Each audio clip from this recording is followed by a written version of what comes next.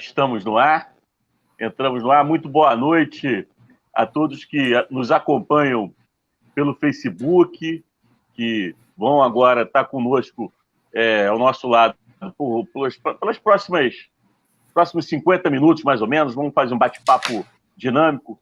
E hoje um assunto muito importante sobre a retomada da indústria naval, sobre o desenvolvimento da metalurgia na nossa região, na nossa cidade, no município vizinho de Niterói.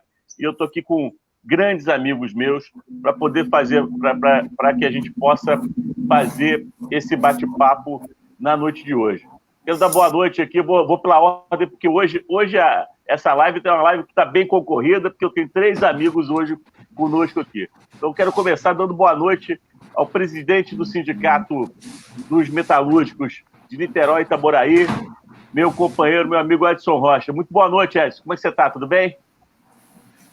Tudo bem, Marlos. Boa noite. Boa noite a todos que nos ouvem. Boa noite aos companheiros Bittencourt e ao companheiro Niltinho. Prazer estar aqui nessa live com você, para a gente esclarecer um pouco para os trabalhadores e para a população que vem acontecendo no nosso país, principalmente da indústria naval. Muito obrigado, Edson. Obrigado aí pelo você ter aceitado esse convite para que esse bate-papo, que ele é tão importante para a nossa região, para os trabalhadores de São Gonçalo, especialmente, grande parte da mão de obra, e você depois vai poder falar um pouco melhor sobre isso, da mão de obra da indústria naval do nosso estado do Rio de Janeiro, é oriunda daqui de São Gonçalo, especialmente nos estaleiros de Niterói. Então, São Gonçalo tem uma tradição grande na indústria naval. Quero dar boa noite também ao nosso companheiro de PDT, nosso vice-presidente do Sindicato dos Metalúrgicos de Niterói e Itaboraí, nosso companheiro Bittencourt. Boa noite, Bittencourt, tudo bem?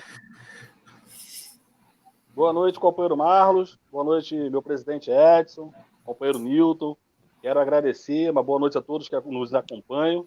Quero agradecer aí, Marlos, o convite, parabenizá-lo pela iniciativa. Eu acho que é importante demais a gente dialogar sobre a indústria naval no município de São Gonçalo. É muito importante, é o que você falou, a gente tem muitos trabalhadores aqui no município, no setor, e com certeza vai ser um assunto bem produtivo. Obrigado mais uma vez aí, companheiro. Obrigado, Bittencourt. Eu que te agradeço aí pela sua possibilidade de participar desse bate-papo conosco. Bittencourt, que também é da Executiva Municipal de São Gonçalo, do PDT. Quero dar boa noite também ao nosso companheiro Nilton Campos, Niltinho, também nosso grande amigo Niltinho, da Executiva do PDT de São Gonçalo. Tudo bem, Niltinho? Como é que você está? Tudo bem, Marlos, tudo caminhando.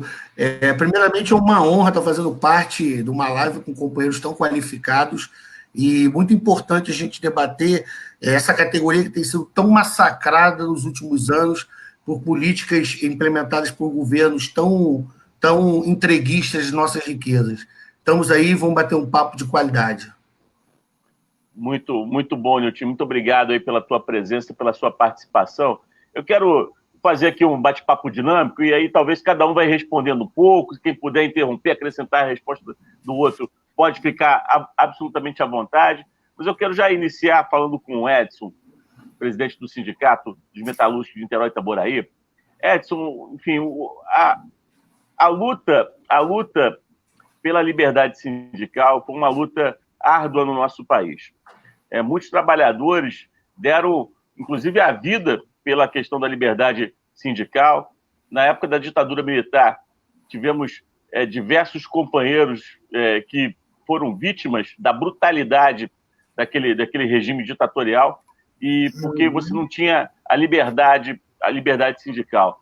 Nós temos, inclusive, aqui no PDT de São Gonçalo, um grande companheiro que foi operário da indústria naval, inclusive foi presidente também de sindicato, que foi o Benedito dos Santos, você conheceu. O Benedito foi caçado pela ditadura militar e depois teve sua trajetória aqui na cidade, de ter sido vereador, presidente da Câmara, vice-prefeito. Mas como é que foi a organização, a reorganização do sindicato em Niterói, companheiro Edson? E quando nós tivemos, porque há uma tradição da indústria naval da nossa região, porque nós temos a Baía de Guanabara, o transporte aquaviário, ele é uma realidade na nossa região, na verdade, desde o Brasil colônia, você tem linha regular entre Rio e Niterói, por exemplo, de barca desde o Império. Então, nós temos uma tradição na indústria naval na nossa região.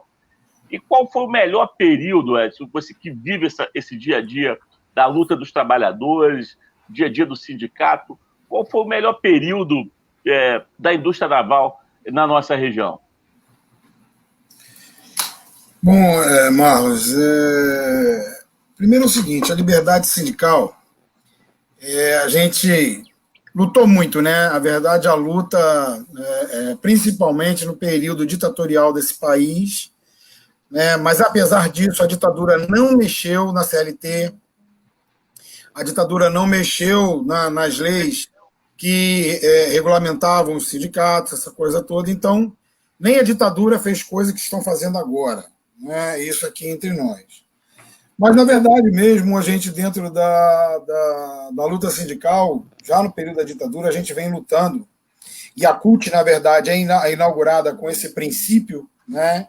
E, para quem não sabe, o segundo sindicato do Brasil a se filiar à CUT foi o Metalúrgico de Niterói, porque o primeiro foi o ABC, e o segundo sindicato a se filiar à CUT Nacional foi o Sindicato de Metalúrgicos de Niterói, ainda na época do nosso companheiro, saudoso e guerreiro, Abdias José dos Santos. Aliás, hoje... Grande companheiro Abdias também. Grande companheiro. Aliás, eu passei hoje ali na rua que tem o nome dele, né? Ali quem vai para... Maria Paula. Maria Paula. Isso, Maria Paula, viaduto. Tem aquela rua, tem o nome do Abdias, né? É verdade. Ainda na então gestão do prefeito Jorge Roberto Silveira e a Aparecida da Panicé, também do PDT, os dois, né? Sim, fundiram, porque ali é uma fronteira, e aí decidiram os dois homenagear o Abdias, colocando o nome dele naquela rua ali. Bom, gente, mas na verdade é isso. A CUT nasce com esse intuito de liberdade e autonomia sindical, e a gente, de lá para cá, é só guerra, só luta, né? Nunca quiseram fazer a liberdade e autonomia sindical como proposto pela Central Única dos Trabalhadores. E aí, agora, a gente teve que na verdade foi uma brincadeira de mau gosto, essa liberdade do Temer, né? Que quando o Temer abre e proíbe as empresas de repassar o imposto sindical e os impostos relacionados aos trabalhadores, isso vem, mas não vem do jeito que a gente queria fazer, porque você teria que fazer uma transição nesse período todo para que você pudesse atingir a liberdade e a autonomia sindical. Porque na verdade, inclusive, a CUT sempre defendeu, né, Edson, pelo fim do imposto sindical, né? Isso, porque o que acontece? O fim do imposto sindical tem que sair, porque o imposto sindical, na verdade, ele criava sindicato fantasma, ou sindicato de carimbo. Como a gente fala, a gente simplesmente separava uma categoria, dizia que, por exemplo, tentou acontecer, separar soldador de metalúrgico, separar escriturário de dentro de uma empresa metalúrgica, o escriturário tinha que ser de um sindicato de escriturários, de administradores e tal, né?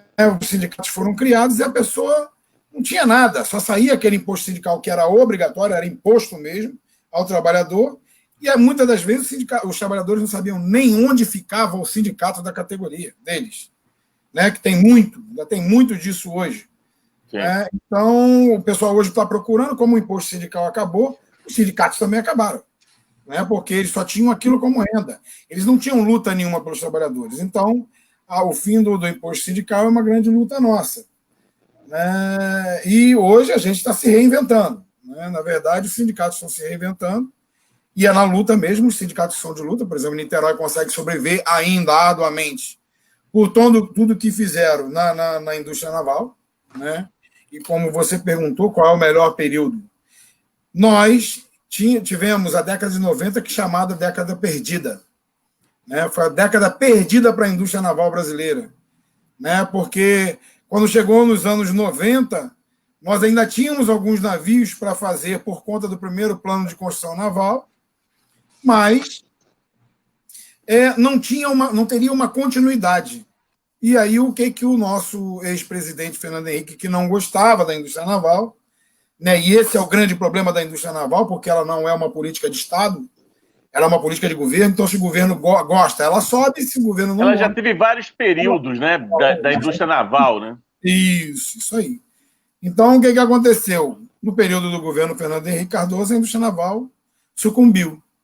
E em meados de 96, os últimos navios estavam sendo feitos, ainda da indústria naval, estavam sendo feitos em Niterói, que foi em 96. Né? E dali nós já continuamos com nossa luta, já com tentativa de eleger um presidente de esquerda. Conseguimos, em 2002, eleger o Lula, né? Depois de tanta coisa antes, né? A gente lembra, a gente que já está com cabelo branco ou sem cabelo, como eu, né? A gente lembra como foi duro esse período. E então, em 2002, quando o Lula entra, nós falamos, é a salvação da gente. E realmente foi a salvação. Né? A salvação entrou... E realmente isso aconteceu, né, Edson? Eu queria até aproveitar até para a gente dividir aqui o tempo, para falar com o Bittencourt. Realmente isso aconteceu na Bittencourt. Nesse período que o Edson está se referindo, nós tivemos a retomada da indústria naval no nosso país, especialmente na nossa região.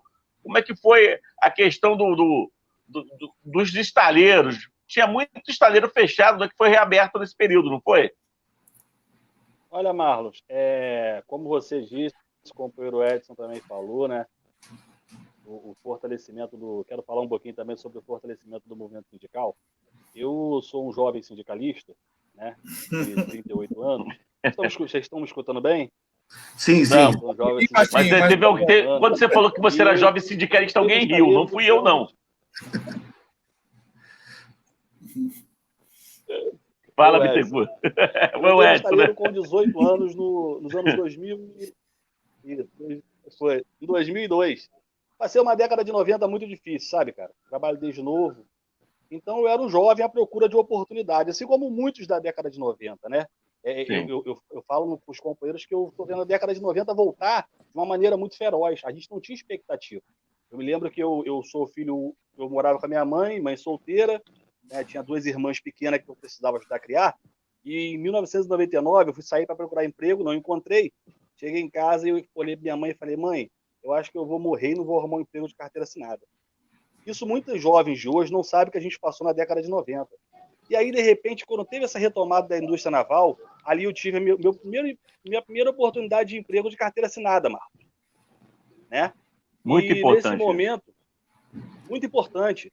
E nesse momento ali eu conheci a luta dos trabalhadores, eu me aprofundei na história dessa categoria maravilhosa, que muitos governantes pensam que são biscateiros, mas não são. Aquilo ali é uma categoria específica, com funções específicas e fundamental para o desenvolvimento de um Estado e de um país. Né? E ali eu fui me aperfeiçoando, me profissionalizei, como muitos companheiros na época jovem também, que estavam totalmente desiludidos da década de 90.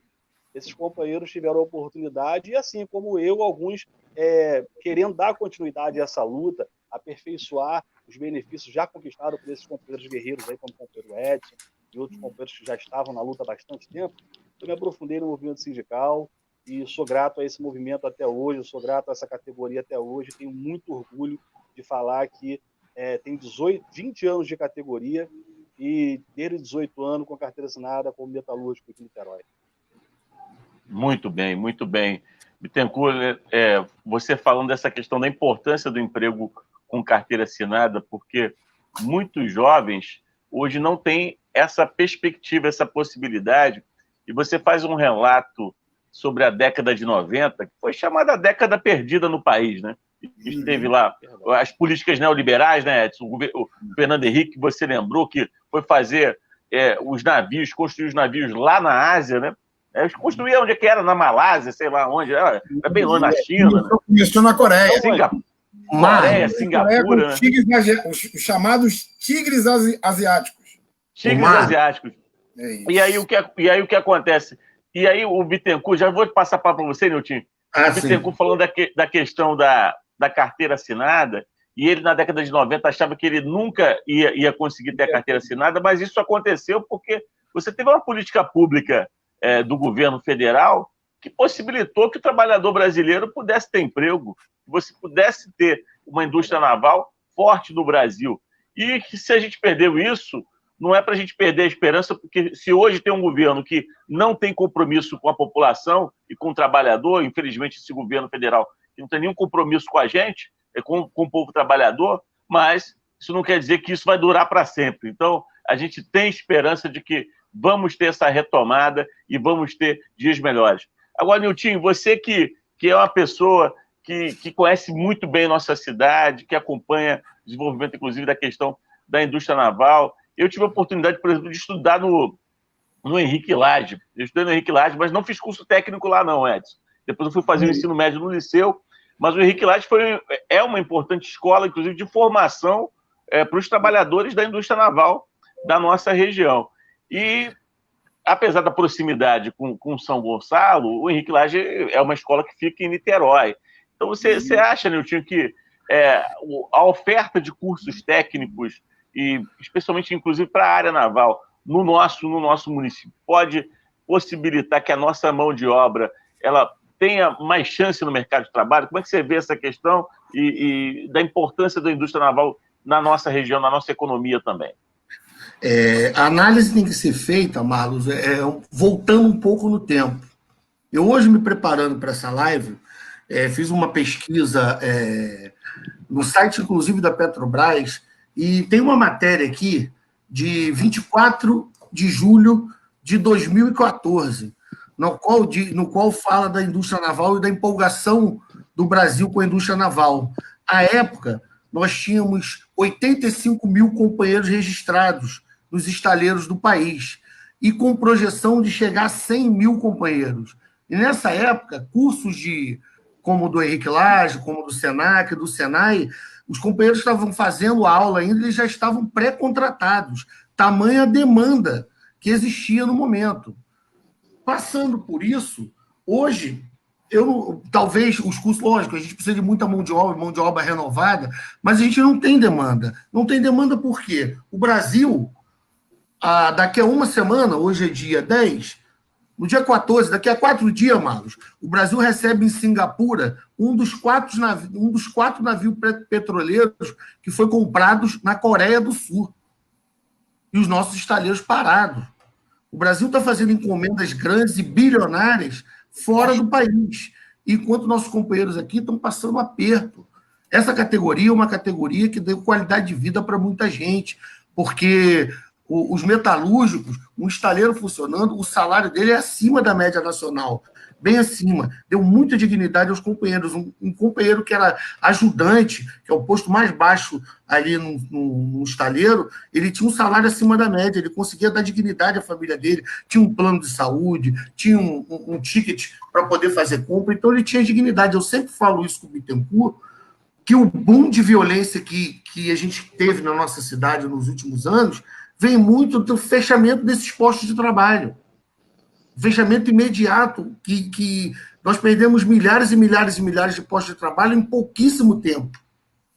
Em pouquíssimo tempo, os estaleiros foram fechados, foram sucateados, estão abandonados. Eu tive o prazer de visitar o estaleiro Mauá, convite do companheiro Bittencourt, e tem navios praticamente prontos, abandonados. É um descaso com o dinheiro público, é um descaso com os companheiros metalúrgicos do Brasil, e isso aí, como o Edson colocou bem, é uma política de governo e não de Estado. Eles fazem isso porque não têm interesse em promover a classe trabalhadora. A Petrobras ela é um bem brasileiro. A Petrobras ela tem que ser para o Brasil progredir, e não para dar dinheiro para investidor, que é o que o atual governo, o governo Temer, e agora o atual governo mais ainda faz. Já está preparado o leilão das refinarias da Petrobras. Ela está sendo sucateada. Quando abrirmos os nossos olhos, vai ter um esqueleto daquele prédio ali no Rio tradicional e pronto. Não teremos mais a Petrobras, ela vai estar entregue à especulação internacional. Perfeito, Niltinho. Você fez uma observação que é uma observação que nós não podemos nunca nos esquecer, de que a Petrobras não é uma empresa qualquer. Ela é uma empresa que pertence ao povo brasileiro. Então, ela tem acionistas, mas o acionista majoritário é o governo brasileiro, e se é o governo brasileiro, é o povo brasileiro que é o titular dessa grande empresa, da maior empresa do Brasil. E quando você tem decisões de governo equivocadas, você está tirando o emprego daqui e gerando em outros lugares.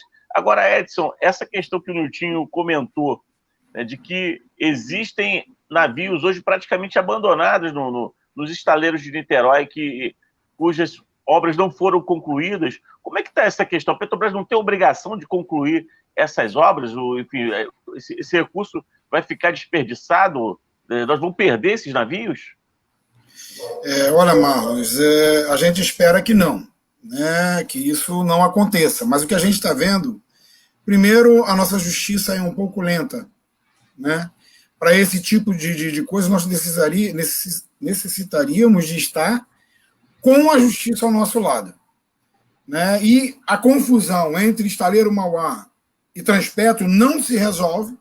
Com isso, Bittencourt muito bem sabe, né, porque já viveu lá dentro, vigiando os navios, né, vamos dizer assim, como se fosse um vigia da Transpetro, dentro daqueles navios ali parados, inclusive colocando móveis ali dentro para poder serem abrigados da chuva, o caramba 4, para sair do pátio do estaleiro e ficar num lugar, vamos dizer assim, fechado, onde ninguém possa, talvez, levar os móveis para outros lugares. Né, como hoje, se você olhar da ponte Rio-Niterói, você vê o motor do último navio. Ele está coberto, você vê o tamanho do bicho, você vê que ele está coberto na beira do cais, com uma lona azul, está ali só protegendo ele da chuva. Aquele motor teria que estar aquecido de determinadas formas para poder se manter, vamos dizer assim, pronto para ser utilizado, e não está, ele está simplesmente coberto, como a Petrobras com descaso, né? E só para você ter uma ideia, aqueles 3 navios que estão no Mauá, sozinhos, eles custaram ao povo brasileiro, ou à Petrobras, como quer que seja dito, R$1 bilhão. Cada navio... 1 bilhão. Cada navio daquele é em torno de 300 milhões de reais. Tá? 350 milhões de reais aproximadamente cada navio daquele, o financiamento. Então, você vê, você está dentro de uma mini cidade, né, que flutua, né, dados os equipamentos que tem, a geração de energia, tudo que tem dentro de uma embarcação. E aí você vê as pessoas trabalharem com descaso para a coisa. Na época foi dito que mais 100 milhões de reais terminariam aqueles navios e poderiam ser terminados somente com a mão de obra, com o sindicato ajudando, inclusive, a gestar a mão de obra e a fazer o trabalho, se comprometendo. Eu, né, e a diretoria atual do sindicato nos comprometemos com isso. Mas a ganância do empresário, mais a confusão que no Brasil acaba beneficiando a empresariado e a pessoas interessadas em coisas escusas, né, faz os navios estarem parados ali até hoje. Né? E você vendo, só para o nosso sindicato, a indenização dos trabalhadores que foram colocados de lado quando aqueles navios pararam, quando o estaleiro Mauá, não, na verdade ali era o ex-Petro 1, que é uma empresa dentro do estaleiro Mauá, né? Uma empresa de propósitos específicos, né? Criada somente para a construção dos navios da Petrobras. E aí essa confusão deixa a situação do jeito que está. Né, nós temos aproximadamente, em Niterói, 4 mil trabalhadores sem a indenização deles. Ficaram com a mão na frente e outra atrás quando aquele estaleiro fechou, quando aquelas obras pararam. A dívida do estaleiro com os trabalhadores deve dar em torno de 100 milhões de reais. O estaleiro não paga. Nós fomos agora, conseguimos, no Tribunal Superior do Trabalho, a condenação, inclusive, da Transpetro, né, mas a gente não consegue receber. Porque a gente ainda precisa de que o Tribunal Superior mande executar. Tem que executar o processo para poder vir para o Judiciário de Niterói e obrigar a Transpetro a pagar os trabalhadores. Então, tem um imbróglio muito grande desse tempo todo. E aí a gente tem na nossa mão o que aconteceu com o Brasil. Porque no período de 2002, né, a indústria naval começa a subir, crescer, e a gente tem seu ápice em 2014. O ápice da indústria naval chega em dezembro de 2014, a estatística está aí para quem quiser ver, inclusive do IBGE, dizendo que a indústria naval tinha, de mão de obra direta, em dezembro de 2014, 82 mil trabalhadores diretos, fora os indiretos, e fora a indústria que é consequência dessa indústria funcionando. Niterói, nós temos 15 mil trabalhadores desempregados diretos, mas temos em torno de outros 5 mil indiretos ou trabalhando para a empresa fornecedora do setor, que estão também desempregados, porque acabou acontecendo um efeito dominó. Aquilo que a gente vem tentando parar e a gente não consegue. Então, esse é o movimento. E a gente tem um governo aí que não parece estar muito preocupado, não.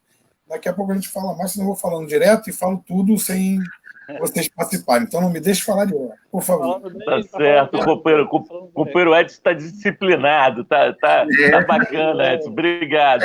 Eu queria aproveitar esse intervalo aqui, antes de passar a palavra para o Bittencourt. Tenho alguns comentários de alguns amigos e amigas que estão assistindo a live. Eu vi um comentário do Matheus, aí agora apareceu do Cosme, parabéns, e pelos companheiros, ótimo debate. Eu vi um comentário do Matheus falando: trabalhei na indústria naval em 2015 e depois disso o setor nunca mais voltou. Isso é uma realidade, enfim, o setor está paralisado. Depois teve um comentário, acho, da Priscila, falando da importância da unidade. Priscila Pacheco: se não houver união da esquerda, não chegaremos a lugar nenhum. É importante, por isso que a gente sempre está dialogando com os companheiros, independente da questão dos partidos. Está aí o Gringo, o Fábio, está falando ótimo posicionamento do Niltinho, o erário público gastou pela Petrobras, e, enfim, da questão da retomada dessas obras que são muito importantes e que não foi falado, foi muito recurso público que foi gasto. E aí também é importante, vou passar a palavra para o Bittencourt, que muitas vezes fica um debate na sociedade brasileira sobre a questão da corrupção, e o combate à corrupção é uma obrigação de qualquer governo, de qualquer governante, de todos os poderes, enfim, do legislativo, do executivo, do judiciário também. É uma questão da sociedade, a sociedade ela tem que estar preocupada com isso, mas o combate à corrupção ela também tem que preservar o emprego e tem que também conseguir fazer com que o recurso que foi desperdiçado ele não se perca, porque não é possível que nós tenhamos esses navios que já consumiram mais de R$1 bilhão hoje parados, e hoje você não tem a retomada desse investimento por questões jurídicas e legais, e o dinheiro que se perde e a falta de emprego para a nossa população.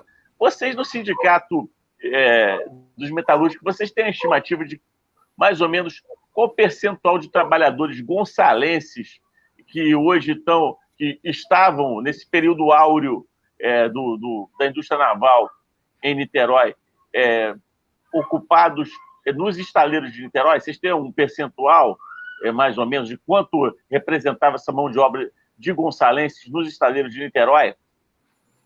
Marlos, Sim. Pode falar, companheiro Edson. Fala aí. Não, fala você. Como o companheiro Edson falou, a gente tinha cerca de 15 mil metalúrgicos, de Niterói, trabalhadores dos estaleiros de Niterói. Desses 15 mil, cerca de 80% a 85%, não sei se o companheiro Edson concorda, eu acredito que seja de São Gonçalo. A maioria, muitos moradores eram de São Gonçalo. Muitos trabalhadores moravam em São Gonçalo, assim como eu, como o companheiro Edson, mora em São Gonçalo. E o que nos impressiona com isso tudo é o seguinte: como o companheiro Edson falou, existe alguns sobreviventes dentro dos estaleiros ainda. Eu vou falar um pouco do estaleiro Mauá, ao qual eu sou funcionário. O companheiro Edson disse que eu estou lá dentro vigiando as embarcações.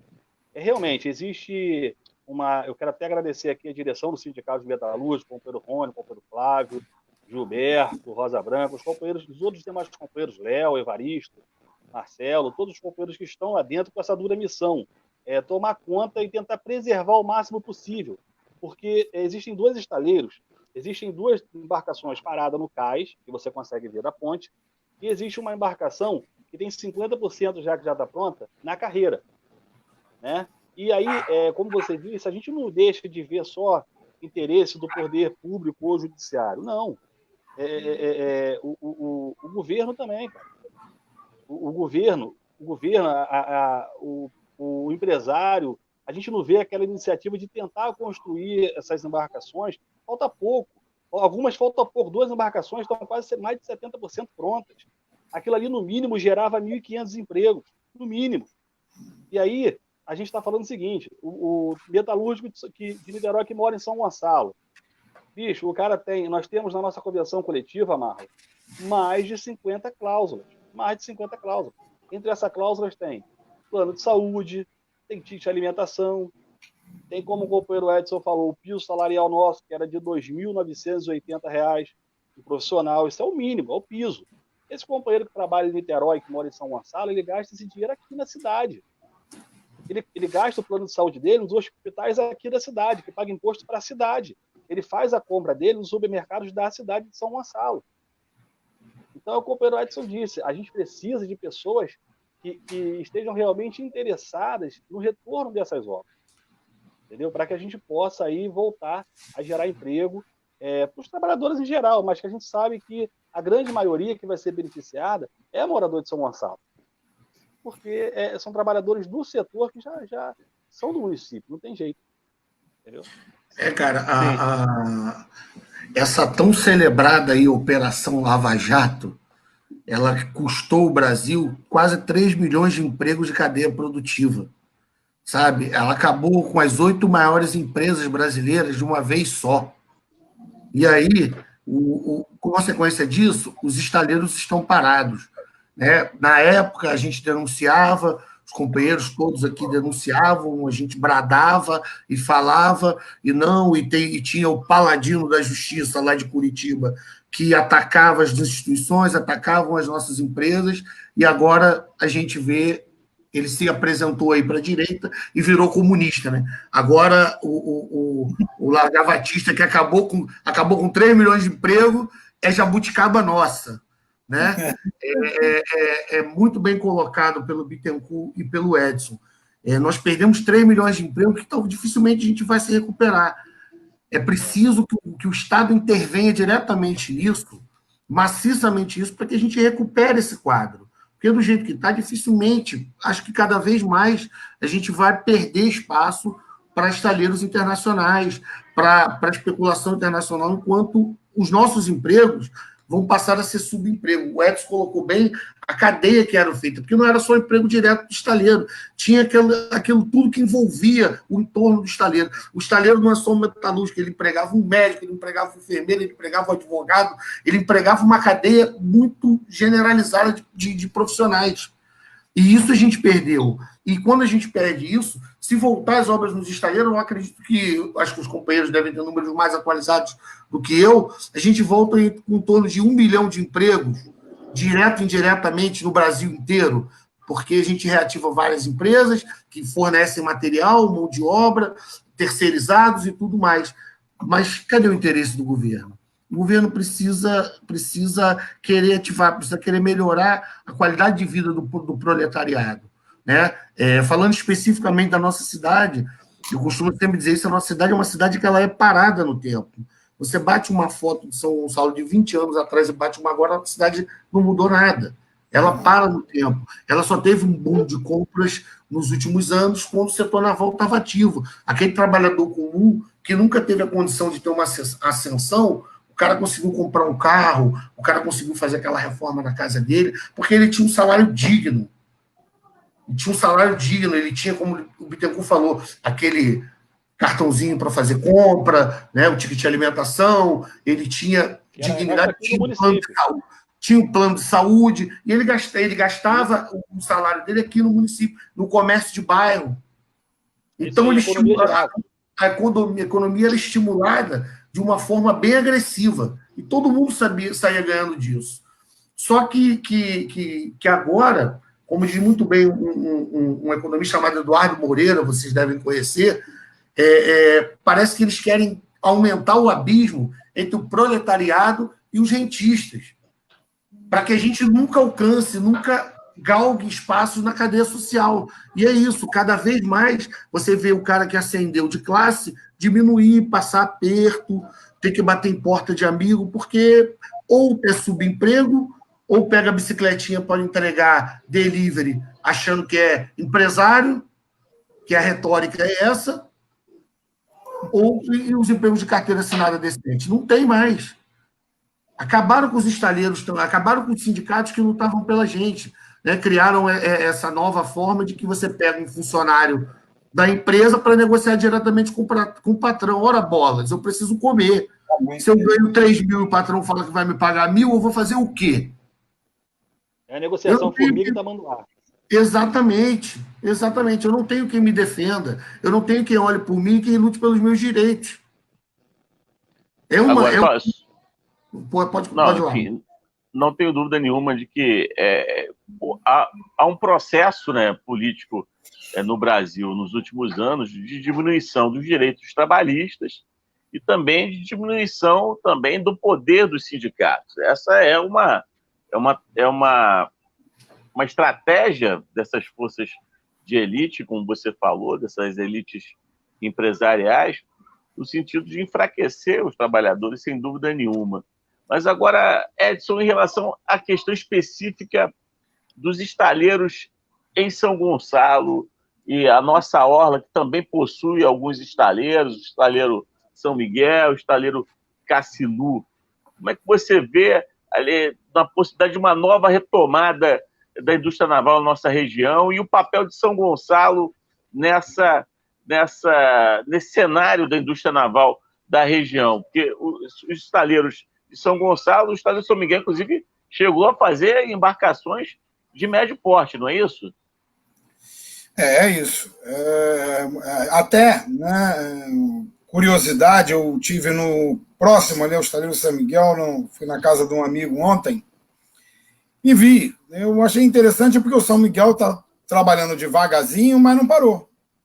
Ele está funcionando também.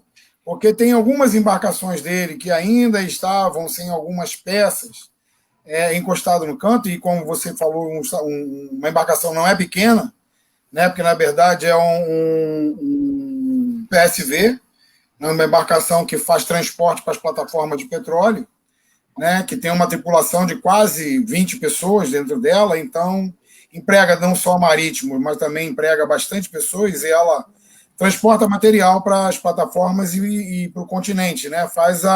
É a carreta marítima, vamos dizer assim. E elas estão sendo terminadas. Tiveram alguns problemas ali do próprio financiamento, com o Fundo de Marinha Mercante, né, ali para o estaleiro São Miguel, mas acredito eu que já começa a se resolver, porque, na verdade, o que tem que ser colocado ali agora para aquelas embarcações serem terminadas é o dinheiro do próprio armador, que hoje bota como nome de Bravante, mas que, na verdade, é uma empresa do mesmo grupo do estaleiro São Miguel. Então, eu acho que eles estão resolvendo terminar as embarcações, assim como a CBO, tentando se manter para manter os contratos com a Petrobras. A CBO fechou o estaleiro Aliança? Como é que está a situação? Porque eles montaram, inclusive, um parque industrial aqui em São Gonçalo, em Guaxindiba, mas eu acho que fechou, não foi? Isso. Eles fecharam e tiraram todo o maquinário que tinha de primeiro mundo, né? Maquinário para dobra de chapa, corte, uma série de coisas que tinham ali, né? Certo tipo de equipamento, e eles foram levados lá para Itajaí. Porque, na verdade, o Aliança, né, é do mesmo grupo do estaleiro Oceana, né, que é a CBO. Né, que hoje a Oceana fez um consórcio, dentre elas Embraer, para fornecimento de equipamento, ThyssenKrupp e a própria CBO e a Aliança, né, para fazer todas as embarcações que estavam sendo feitas aqui em Niterói, está sendo levada para lá. Por exemplo, eles ganharam a concorrência das embarcações que, na verdade, é do tamanho, a embarcação é do tamanho de uma corveta, mas está com equipamentos dentro dela de fragata, que a fragata é em torno de 30 metros maior, aproximadamente, de 20 a 30 metros maior. Eu ia perguntar para você traduzir para a gente o tamanho da fragata e o tamanho da corveta, porque eu sou leigo, então acho que a turma também, talvez muita gente não saiba. Na verdade, uma corveta tem em torno de 100 metros, mais ou menos, de 100 a 115 metros, mais ou menos, de comprimento, e uma fragata chega a 130, 140, até 150 metros de comprimento. E os equipamentos dentro de uma fragata, por exemplo, pode ter lança-mísseis, uma série de equipamentos, né, que não tem na corveta. Né? A corveta é uma embarcação de abordagem de pequeno porte. A corveta é logo depois de uma lancha de patrulha, vem a corveta, e depois da corveta vem a fragata, que aí já é vamos dizer assim, uma embarcação de longo curso, né, e com um material bélico muito mais potente. Então, essa é a pequena diferença entre um e outro. Né? Então, o que acontece? Então, a Oceana deixou de investir em Niterói, a CBO deixou de investir em Niterói e está investindo lá em Itajaí. Eles vão fazer os navios patrulha que todos nós achávamos que seriam construídos em Pernambuco, por conta, inclusive, da VARD, né, ter alto conhecimento neste tipo de embarcação, o estaleiro VARD, mas acabou indo para lá, e a ThyssenKrupp é um dos sócios, né, lá. E nós temos também, gente, muitas pessoas de São Gonçalo trabalhando já lá, tá? Já tem alguns companheiros nossos que já foram para lá. E a gente falando de coisa, você vê que é tudo. Tem gonçalense estaleiro do Brasil todo, né? E Niterói, por que Niterói, São Gonçalo geralmente, por que o mais alto índice de trabalhadores é de São Gonçalo? Porque simplesmente a indústria naval é uma indústria que não é de fino trato. Ela é uma indústria bruta, ela é uma indústria que, se a gente não tomar cuidado, né, a gente aleja, a gente mata. É uma indústria que tem muitos problemas, inclusive de saúde do trabalhador. Então, quem é o povo nesse território todo aqui que tem vamos dizer assim, menor condição de estudo de uma série de insumos? É o povo de São Gonçalo, e é maior. E quem é? Aí, eu vou mostrar aquele conjunto. Antigamente, nós tínhamos a escola do Arsenal de Marinha. Hoje ela não existe mais. Né? Nesse segundo plano, nessa retomada da indústria naval, o Arsenal de Marinha já não formou mais ninguém. Então, toda a formação para a indústria naval foi feita nos Senais de Niterói, que é no Barreto, e ao lado do Senai do Barreto, o industrial Henrique Lage, que também não formava somente profissional de educação fundamental, mas também de nível médio. Então, por isso a gente tem, né, vamos dizer assim, Niterói e São Gonçalo são, vamos dizer assim, os celeiros da profissão da indústria naval. Né? Eu lembro quando a gente foi formar o pessoal em Pernambuco, e eu estive à frente junto com o pessoal do Senai lá, né, os trabalhadores de Pernambuco, muitos ainda desempregados, ou muitos trabalhando na beira da praia, aprenderam o curso de solda, aprenderam o curso de maçariqueiro, de vários cursos da indústria naval, e ficaram empolgados. Quando eles viram o salário, então, ficaram mais empolgados ainda. Mas quando chegaram lá para trabalhar, a realidade era outra, porque o trabalho é confinado. A grande parte do trabalho da indústria naval é confinado. E eles lá não estavam acostumados àquele negócio de entrar às 7 horas da manhã e só sair às 5 horas da tarde. Né? Levou algum tempo para eles se formarem. Quem é que foi a mão de obra para lá? A maior parte do pessoal, dos instrutores, do pessoal de chefia e profissional capacitado, saiu tudo de São Gonçalo. Justamente porque a formação está no Henrique Lage e formava exatamente o povo de menor poder aquisitivo, aqui dentro da fronteira, né, que o Senai e o Henrique Lage é ali meio que na fronteira entre Niterói e São Gonçalo, e esse pessoal acaba virando o povo que, vamos dizer assim, pega a indústria naval toda do Brasil. Né? E hoje a gente tinha aqui em Niterói, de 70% a 80%, como o Bittencourt falou, era do município de Niterói, e chegou um período que em Pernambuco e no Rio Grande do Sul, olha só, dois lados diferentes, de um lado ao outro, Nordeste e Sul do Brasil. Em torno de 50% da mão de obra era de Niterói e São Gonçalo.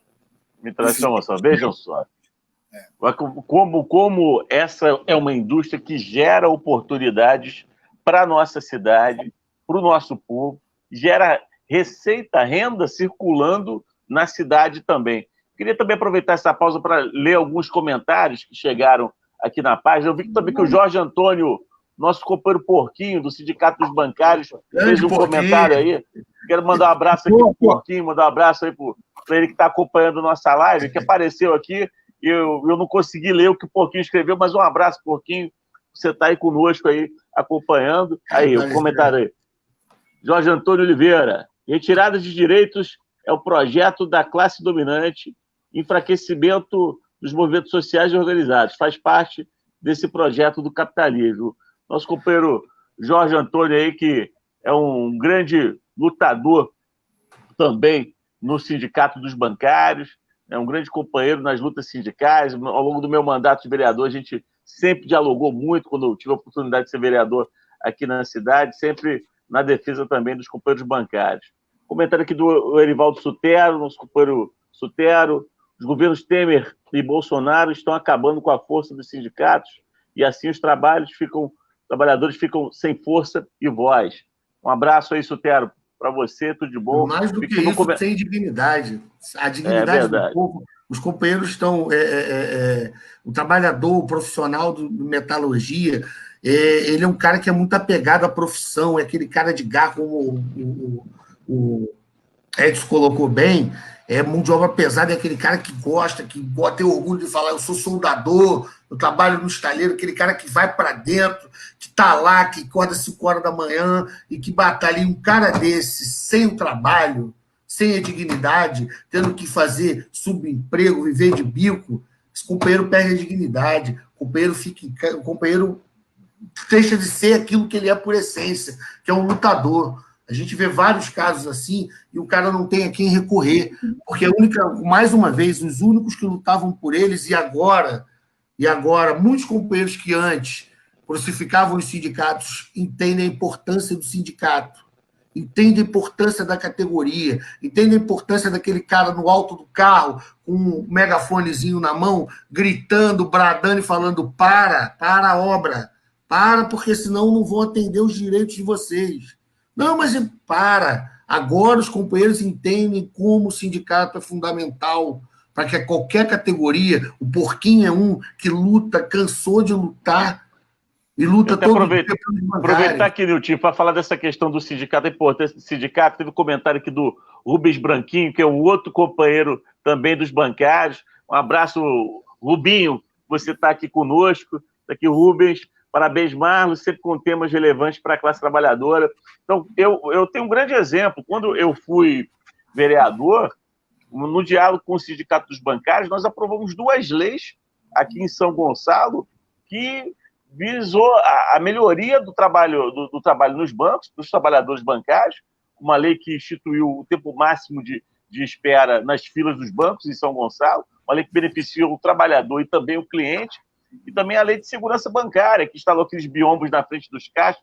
Você não tinha lei regulamentando isso, e num trabalho junto no diálogo com o Rubinho, com o Porquinho, nós fizemos as leis aqui, audiências públicas que foram promovidas, e as leis que acabaram estando em vigor até hoje.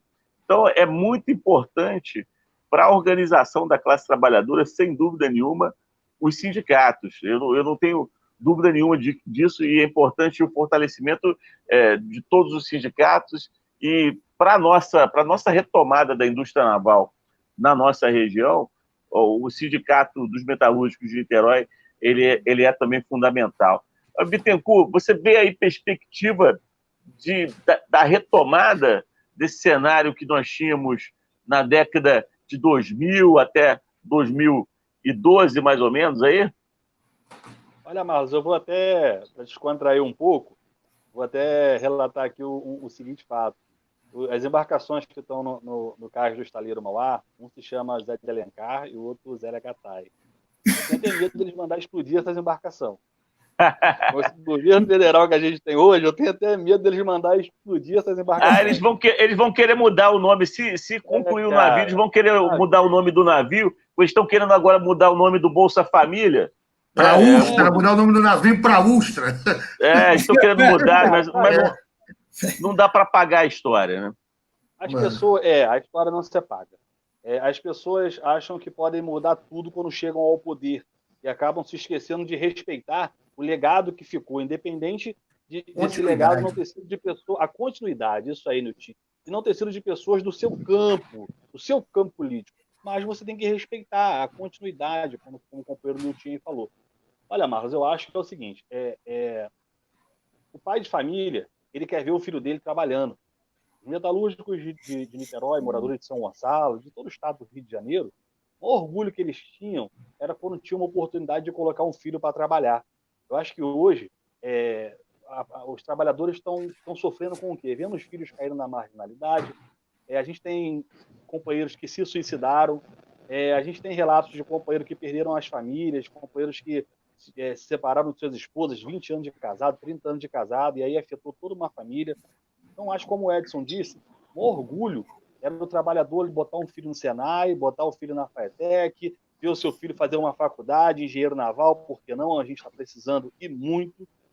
E eu acho que o que entristece mais aí do trabalhador é saber que, além do filho dele não estar fazendo isso nesse momento, o filho dele não tem uma projeção, né? E como você perguntou, aí voltando à sua pergunta, o que eu penso sobre a retomada? Eu acredito que a retomada vai vir.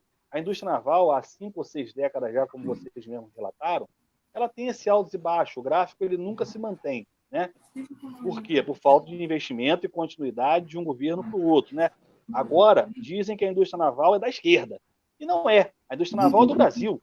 A indústria naval é boa para defesa militar, é boa para navios, para plataforma, construção, reparos. É do Brasil, não é da esquerda. Se a esquerda investiu, parabéns para a esquerda. Gostaria muito que a direita continuasse a investir. Mas eu acho que eles não têm essa extrema-direita, né? Eu acho que eles não têm capacidade para isso. Mas eu acho que ela vai passar.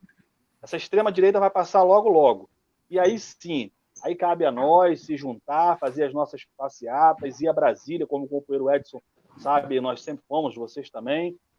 Eu acho que São Gonçalo precisa de uma pessoa que esteja mais introduzida no assunto da metalurgia, da indústria naval, na frente da prefeitura, dentro da Câmara dos Vereadores, porque é impressionante, Marlon, como São Gonçalo não liga para o metalúrgico naval.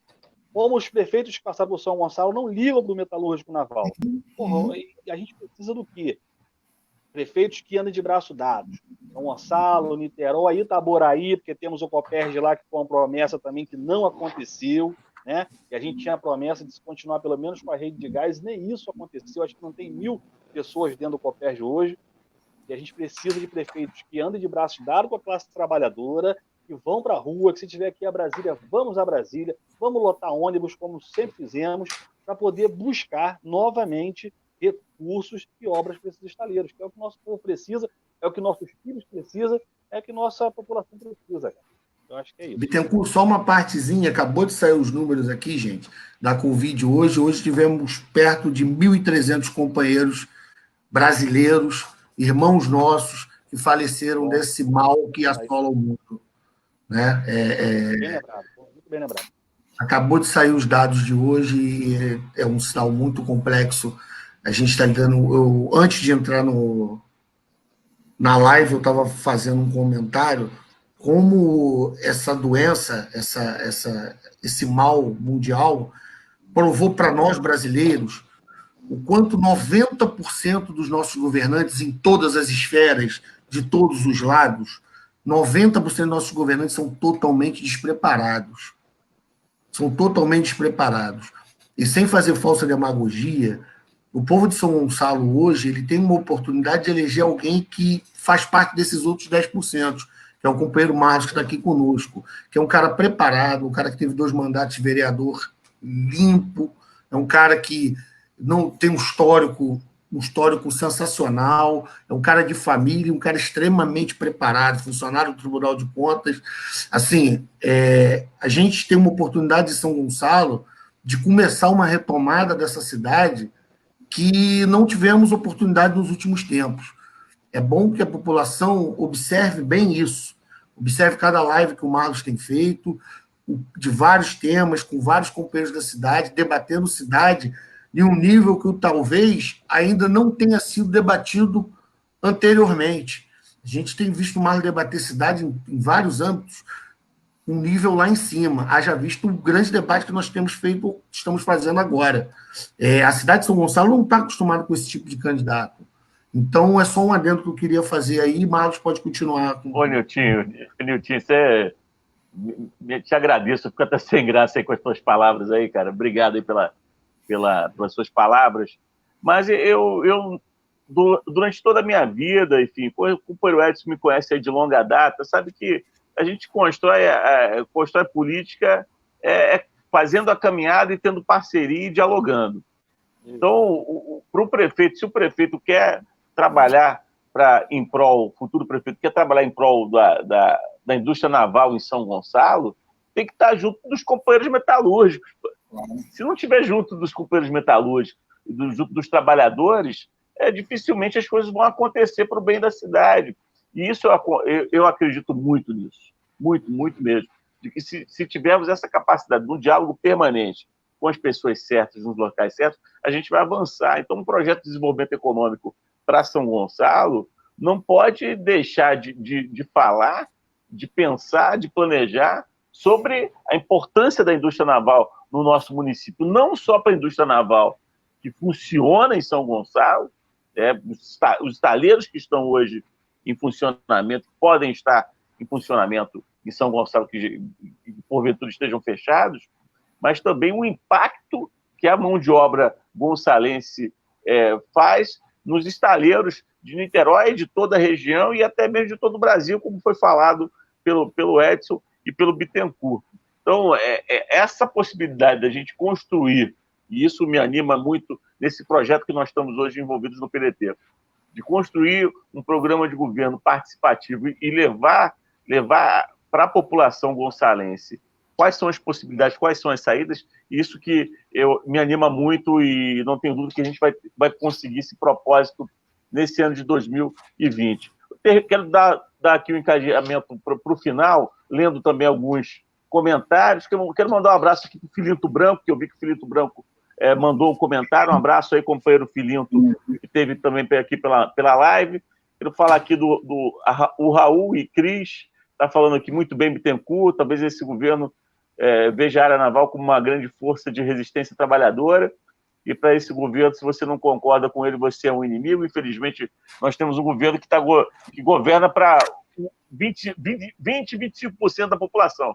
O restante da população está sendo deixado de lado, e aí, como o Nilton falou, da quantidade de mortes no dia de hoje, e a pandemia só aumentando, nós não temos uma iniciativa do governo central para proteger os trabalhadores, para proteger a população, nem mesmo para ter respeito às pessoas que perderam a vida. Infelizmente, esse governo federal não tem essa capacidade. Mas, apesar disso tudo, nós vamos continuar caminhando, continuar trabalhando, continuar defendendo as nossas ideias. Então, quero deixar aqui, passar a palavra para o Edson aí, para as suas considerações finais. Obrigado, Edson. Obrigado aí pela presença. Obrigado, companheiro. Vamos aí em frente aí na luta dos trabalhadores da indústria naval, dos metalúrgicos da nossa região. Obrigado aí, Edson. Contigo a palavra. Obrigado, Marlos. Eu que agradeço. Queria aqui fazer só duas pessoas que estiveram aí, que ainda não foram comentadas. O Alessandro, nosso guerreiro metalúrgico, e o Lucas Melo também, que passou aí falando. E eu vi também o Filinto Branco na live com a gente aqui. Bom, Marlos, eu queria só deixar claro que a gente ainda tem muita coisa. Algumas pessoas, alguns comentários, não dá para lembrar o nome de todos, que comentaram aqui, mas na verdade é o seguinte, a gente não pode desistir. Já acabou. Não, já acabou não, gente. Tudo na vida, e principalmente na política, é continuidade. A gente não vai acabar com os problemas do mundo assim, deu um tiro e acabou, não. Não existe. Isso é de quem é louco que pensa que isso existe. Não existe. Todos os dias na nossa casa, em nossos lares, tem um problema diferente. E a gente tem que estar todo dia, já que a gente gosta do nosso lar, está todo dia resolvendo o problema.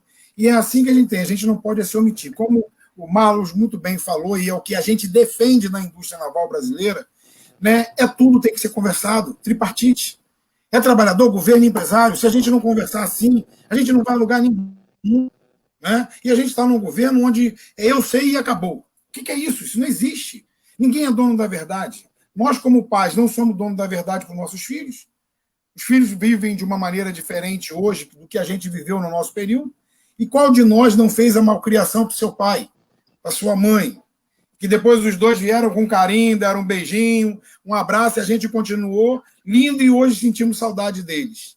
Então, assim é a vida e assim é a política. Né? Como bem dito por todos aqui, até o presente momento nós não tivemos nenhum prefeito em Niterói, em São Gonçalo, que se preocupasse com a indústria naval. Bittencourt lembra muito bem, às vezes, que a gente estava fazendo a conversa para pôr um fim na ideia da dragagem de toda a nossa costa aqui, de Niterói, São Gonçalo, indo até o Comperge. A luta que foi, nunca um prefeito de São Gonçalo foi. Nunca um secretário de desenvolvimento, de economia, seja lá de que coisa for, do município de Niterói, né? Nunca ninguém foi. Quantas vezes, Marlos, você mesmo foi com a gente na Alerj? Verdade. O prefeito de São Gonçalo que foi lá, ou que mandou o seu secretário lá para discutir com a gente. Então, a gente não pode desistir. Né? Eu acho que a gente tem um momento muito difícil mesmo da indústria naval. Né? Precisamos de união. Teve uma menina, acho que foi a Priscila, que falou aqui que precisa da união. E realmente a gente precisa de união. Mas não é união só da esquerda, só do gueto A ou B. A gente precisa de união de quem queira ver a população brasileira e a população de São Gonçalo definitivamente imbuída numa discussão que é para ela mesmo. Ou seja, então o prefeito, a liderança, Marlos, espero que você consiga fazer isso, né? Me proponho a estar ao seu lado, junto, se a discussão for essa. Né? A gente tem muito mais coisas para falar, esse tempo é até curto para falar, mas quero deixar para todo mundo aí, a gente já teve uma coisa no Brasil que impulsionou a indústria naval, ela precisa voltar, que é o conteúdo local. E outra coisa que está aqui agora, na bica para o senhor Bolsonaro aprovar, é a lei da tal BR do mar. Ele quer colocar a costa brasileira como se fosse uma BR, de entrada e saída de navio estrangeiro, podendo fazer entrega de produto porto a porto. Ou seja, fazer a cabotagem, que é a única... Cabotagem?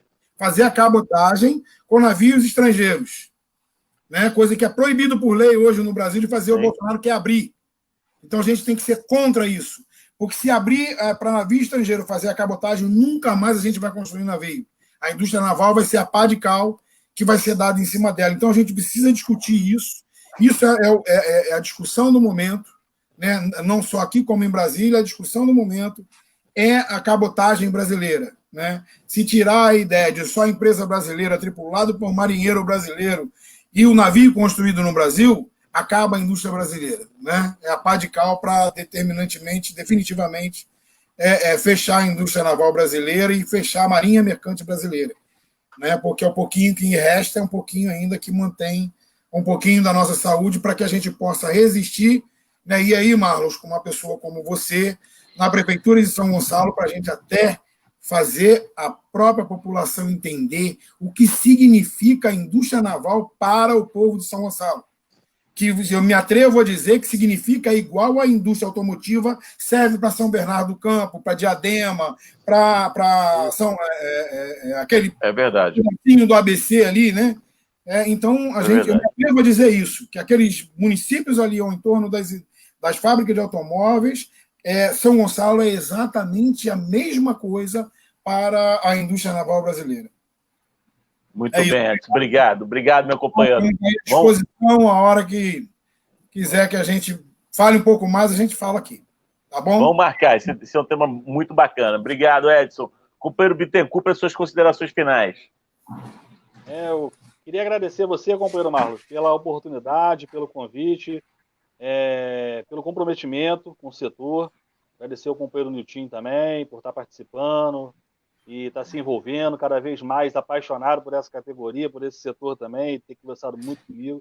Agradecer meu professor Edson, né, o presidente, por estar aqui também junto com nós nesse momento.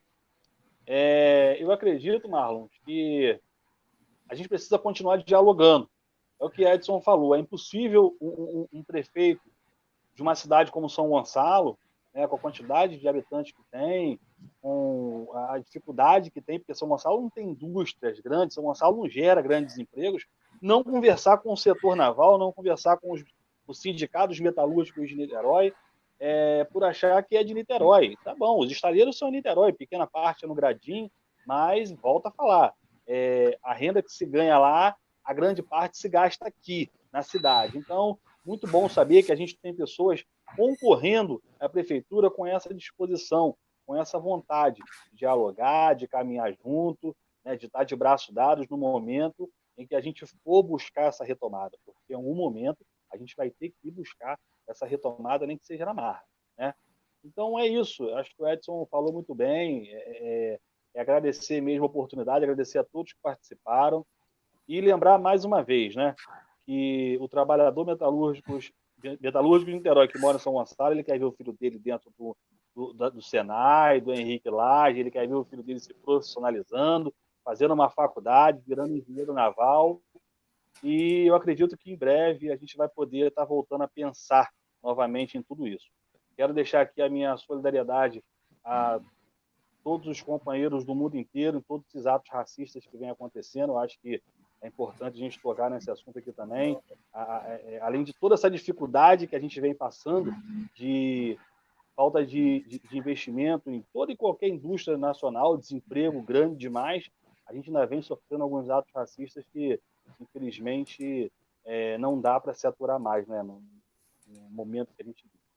Então é isso, tá bom? Um forte abraço e obrigado pela oportunidade. Obrigado, Bittencourt. Obrigado, irmão. Niltinho, para suas considerações finais.